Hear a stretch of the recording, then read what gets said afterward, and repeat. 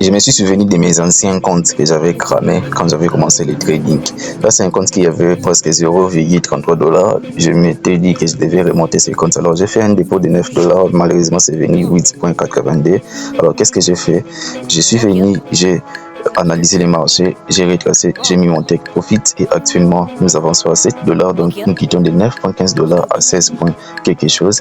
Et à bientôt, mon take profit sera touché et puis ça va fermer et ce compte va être remonté petit à petit et j'espère que ce serait un challenge que je me suis lancé pour faire voir aux gens que nous ne voulons plus des gens qui font des replays sur des plateformes pour mentir aux gens. On va commencer à faire des trading et montrer la puissance du trading à face visible et présentielle. Alors, c'est parti pour cette vidéo. Comme vous pouvez le voir, j'avais besoin de multiplier mon argent x D.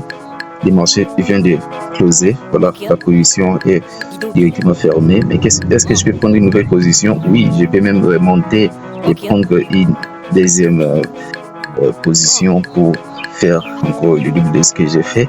Mais est-ce que vous avez compris ce que j'ai fait ici?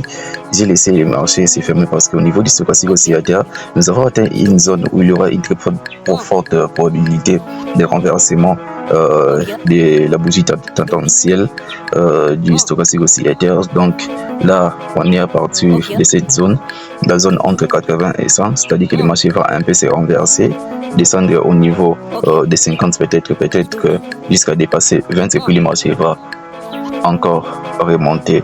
Donc on va essayer d'observer un mouvement de rebond à partir d'ici, de cette zone, pourquoi pas, jusqu'à ce que le marché pourra encore se renverser et se renverser pour aller où? Donc se renverser, je vais placer ici en rouge, sauvegarder et puis voilà, une nouvelle, voilà, et je vais tracer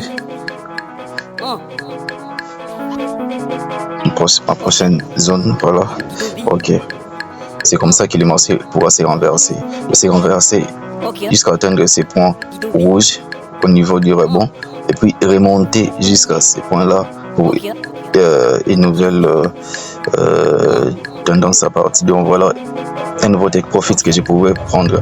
Alors vous pouvez observer au niveau d'ici, donc c'est actuellement 18 $. Donc ça va évoluer comme ça, un dépôt de 8 pour quelque chose. Donc c'est un compte, un ancien compte, parce que lorsque j'ai compris le trading, je n'ai pas voulu continuer avec mes anciens comptes, j'avais préféré ouvrir d'autres comptes. Alors j'ai vu ces comptes ici, ça m'a rappelé, j'avais dit que bon, avec une nouvelle stratégie, je vais devoir exposer quelques comptes, pourquoi pas les remonter jusqu'à 50 $. Après 50 $, chercher à augmenter petit à petit. Donc, c'est-à-dire qu'il y a plusieurs stratégies à apprendre. Moi, j'utilise en fait la confluence, mais ici, c'est juste une petite stratégie que j'ai dû mettre en pratique.